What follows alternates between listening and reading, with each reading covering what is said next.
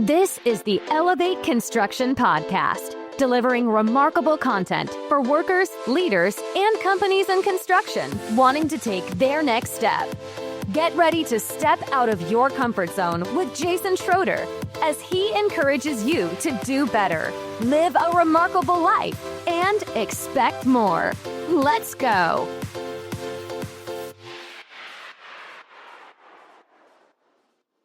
Welcome to the Elevate Construction Podcast, where we elevate concepts out of obscurity and scale them throughout this industry, one social media post at a time.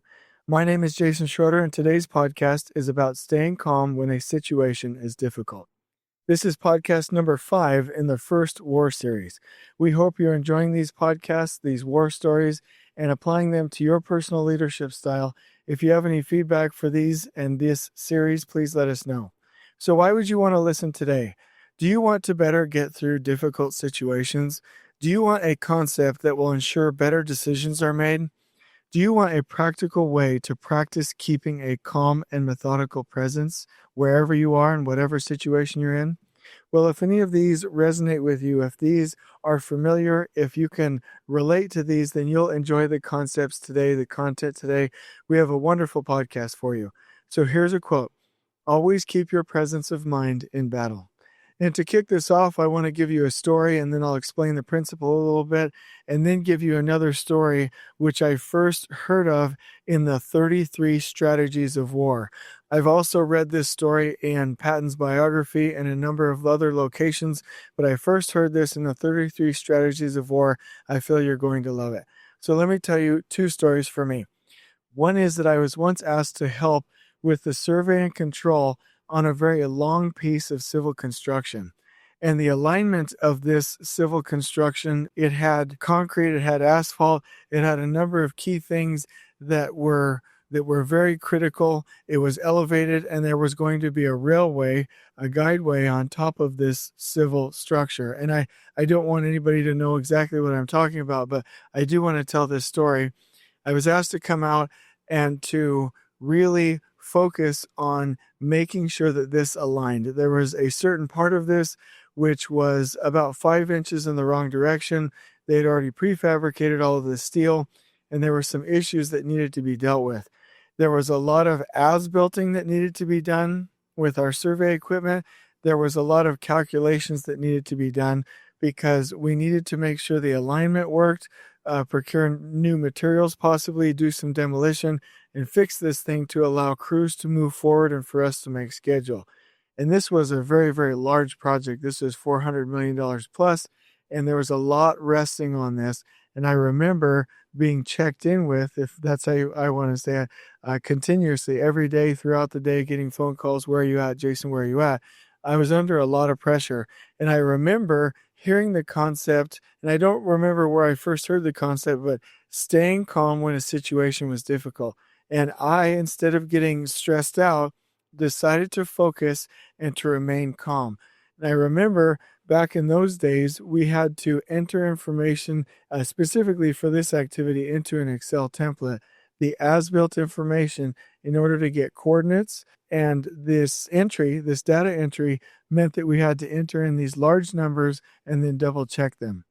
And what we were trying to do was as-built, after doing a traverse, we would as-built the side shots to the edge of this civil structure all the way from the start to the end, so that we could make sure that what was going to rest on it, the guideway in the future, would fit. And we ended up deciding that through those as-builts, we were able to do a best fit on there to reduce the amount of demo, to get all work in alignment. And all we had to do was adjust one leg and create a spiral and reorder one section of the steel that was coming out to make it all work. And we published a new coordinate system, and we got everything tied together. That's a whole other story in and of itself.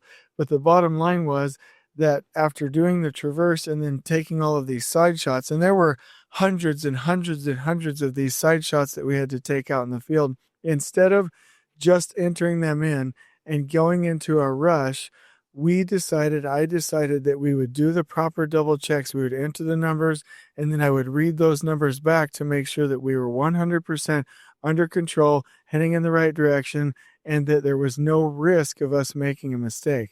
And that was very powerful because by the time we were done, we knew it was right. We were confident. We were able to leave knowing that we had the right solution. So that was my first experience with this. Later on in my career as a lead superintendent, when I was done teaching field engineers, field operations, and correcting bad situations, I was a lead superintendent on a project, and we were very safe. But at the very beginning of this, we were doing a deep excavation, and a backhoe laid over on its side. And I remember being in the office, this was before we had our trailers, somebody coming in and saying, "Hey, we had a piece of equipment tip over." Now I'm freaked out, right? And I'm running out to the field with the rest of the folks. I go out there, my adrenaline's pumping. The person was out of the piece of equipment and wasn't injured, but I knew that I needed to remain calm. So once I knew the person was safe, I thought to myself, what am I going to do? So immediately started going through a checklist in my mind and said, can somebody please go get the project emergency response plan? Somebody call the general superintendent for this project and have them come over here and help guide us. Please get the PM out in the field. Let's start to see what we need to do. And we huddled up and we said, okay, how are we going to get this thing back up and over? And we went through a series of questions and answers with the group. Because we knew that we couldn't have diesel spilling out on the ground. We knew that it was bad for the motor. We knew we had to get it up. We knew that there were a number of things that we had to go do. And in the course of this and in getting feedback, it was mentioned by the general superintendent that was called, make sure you check the capacity on the straps that we're going to use and that we have the right equipment and the right connections. And I was very thankful for that. If anybody had gone and tried to rush this and do the hasty thing, maybe the situation, not us, but I'm not saying that we would have done that necessarily. Maybe we would have, but maybe the situation would have proceeded not having the right rigging. Maybe the situation would have proceeded not having the right stance. Maybe it would have been rushed. Maybe the situation could have gone worse, but as it was, we were able to get the backhoe back up. We used the proper rigging. We had the right planning. We had everybody in the right situation. We had a right consensus. We had a plan. Everyone was bought in. And I remembered that keeping my presence of mind was key. And in that instance, I had to work a little bit more slowly because we were working through all of the steps that we needed to work through. But at the end, everyone praised me for having a presence of mind. And that's the principle. In the heat of battle, you tend to lose focus, or I do, everyone does. When criticized or under pressure or being watched, it can be a habit to doubt yourself, to get depressed, to get overwhelmed with fear, and to mentally kind of shut down and not exactly know what to do. And so the principle is that you must have presence of mind. And the way to do that is to put yourself in situations that will toughen you. If there's ever an opportunity where you are being pressured, where you have a deadline, where it's a tough situation, practice in those moments, slowing down a little bit, keeping your focus, not getting too distracted, remembering to leverage the wisdom of the team and push through it in a confident manner and push out your emotions by making sure that you stay focused and that you keep control of the situation through practice. Our minds are strong when they're in a routine, but when we're under attack, we get emotional, and we have to practice staying calm. And we have to be tough, we have to be disciplined, and this is something that cannot be taught. It has to be practiced. It has to come through trial and error. So every time you get an opportunity, please take it. So let me tell you a quick story here. General George S. Patton came from one of America's most distinguished military families. Patton was an emotional and sensitive young man, and he always feared taking a bullet right in the nose. In fact, in the movie Patton, he talked about that to General Bradley. He said, ever since I was young, I had a fear of taking a bullet right into this nose. And then General Bradley said, and it's a beautiful nose, so it'd be a shame if you lost it. And that was something that really troubled Patton in his younger years, especially when I read his biography. He really worried about it. And in all of his studying and his preparations, in his design of this person that he became, this general that he became, he made it a focus and created tactics to not be too fearful in battle. He also feared disappointing his military heritage by being a coward, and then he practiced ways to overcome this. Patton had his first real battle in 1918 at the age of 32 during the Allied offensive in the Argonne in World War I. He commanded a tank division at that time. He was one of the commanders in the military that was asked to start practicing and drilling with tank maneuvers. At one point in the battle, he led some infantrymen on top of a hill overlooking an enemy-occupied town. They came under heavy fire, and they also knew that if they descended to the right or to the left, that they would hit enemy fire there as well. So it was either retreat or go forward, but essentially they were trapped on all sides, and they all thought they were going to die. When he was driven to lead the troops in a forward attack, he was stricken with fear and his body began to tremble. And at that moment, he had lost his nerve, and in an instant, he was face to face with this longtime fear that he had. But he saw a vision of his ancestors up and beyond a cloud out in front of him in uniform, all staring at him. The sight of these ancestors actually calmed him down. He then yelled, "It's time for another Patton to die," and rallied his troops forward, and he regained his strength and charged. He was hit in the thigh, but he also survived, and he was always known after that, from that instance and in the future, for being in the front lines, for charging in battles, and for sometimes putting himself needlessly into situations of danger. And this was a lot like General Washington. He was known to have the most presence of mind among any of the other generals because he put it into practice, he prepared, and he learned through hard experience, through hard-won experience, and through trial and error how to stay calm in stressful situations. And so we learn a couple of things from this. It's better to confront our fears instead of running away from them. And that honor and dignity, or a sense of duty in the situation, will really do us well in our role. We have to step up in our role. We must step up in our role and feel a sense of duty for everyone on the project and stay calm and keep our presence of mind in tough situations. So here are the current conditions in our industry. And, this is just general. I'm not talking to anybody specific, but people will lose their energy and their presence of mind in tough situations.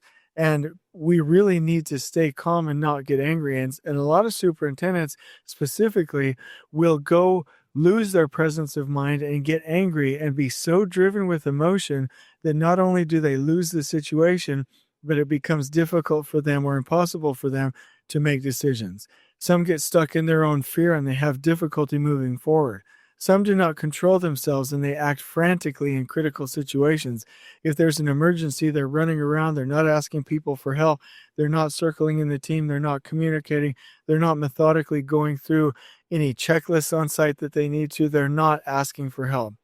And then during safety incidents, people forget and do the wrong things, and they might make situations even worse. Like, for instance, the thing that comes to my mind is if somebody is either injured or dies in a confined space, and then they send more people into that confined space, and then more people die, that can be a situation where somebody didn't keep their presence of mind and put more people in danger than was needed and actually made the situation worse. Or when people are too cautious and they don't move forward and they lose their nerve, that can be a difficult situation. When we're too cautious, meaning I'm not talking about steadiness and being methodical, I'm talking about being too cautious where we are hesitant or we won't make a decision. That's because people are fearful of failing and they worry about how things will affect them. As leaders in the field, we have to have our presence of mind so that we can actually make decisions, drive forward, and press the attack when needed, and go take care of situations and not get ourselves again into a situation which will make things worse.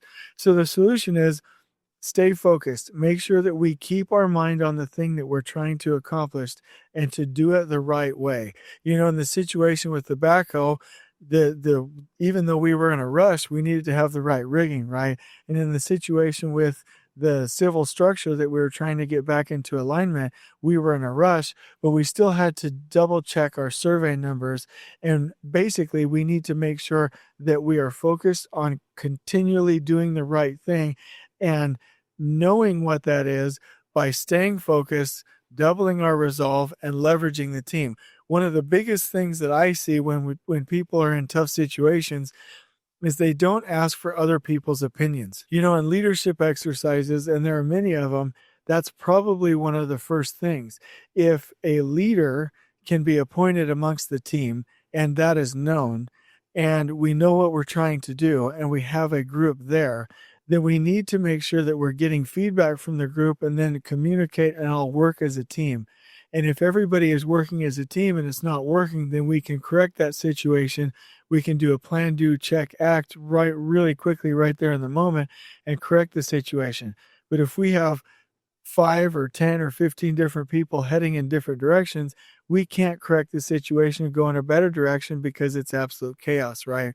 So again, the solution is stay focused, double our resolve, leverage the team. So here's a challenge. Keep this concept in your mind and apply these stories and this concept and these principles to your leadership and remember them. And make sure that you put yourself intentionally in situations and practice keeping your presence of mind. Now, this could be when you're dealing with a safety situation. This could be when you're under pressure from the owner. This could be when you're in an owner's meeting in an OAC and you're asked a difficult question and you might not respond very well to situations like that. This could be when you're terminating an employee for the first time and you don't know what to say. This could be when you're in an interview. This could be in any situation where you have to think on your feet, where you have to keep your presence of mind, and where you have to drive forward in an intelligent way and use your team. And the key there is to really put yourself in those situations.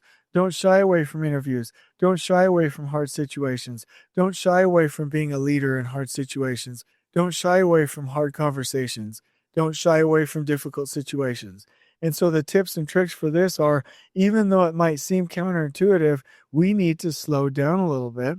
We need to get help from others, and we need to go back to things like checklists and make sure that we are thinking things through and always asking ourselves the question, what is the right thing to do, and how can I make the situation better and not worse? And so today's podcast is a little bit shorter than some of the other ones, but I really hope that this has been helpful. Remember to keep your presence of mind. And the vision for this would be that all leaders out there feel like they can better respond and that we can better lead on our construction sites as authoritative and calm and methodical leaders that have practiced and know how to deal with difficult situations, because they will come up on our project sites. And we need to do this for the purpose of keeping workers safe, doing the right thing, protecting our clients and customers, protecting our company, and preserving families, and making sure that we end up out of those situations with the best possible scenarios. So if you want any further feedback on this, any clarification, if you want to do a podcast interview, or if you have topic suggestions, or if you have anything that you want to tell me, please email me at jasons@elevateconstructionist.com, or connect with us on our website, www.elevateconstructionist.com. IST stands for Insights, Solutions, and Training. So in the meantime, I'd like to challenge you to think of situations that maybe you've avoided in the past, and be ready. Decide now what you will do in situations in the future that might be difficult, and find your method, your style of keeping your presence of mind, staying calm, and getting through it as a leader. Find your style through practice, through trial and error. Until we meet again, please make this a habit. Please remember this. Please circle this into your leadership. On we go. Please join us next time in elevating the entire construction experience for workers, leaders, and companies coast to coast. If you're enjoying the show, please feel free to share with your construction colleagues and help us spread the word by rating, subscribing, and leaving a review on your preferred podcast listening platform. We really appreciate it. We'll catch you next time on the Elevate Construction Podcast.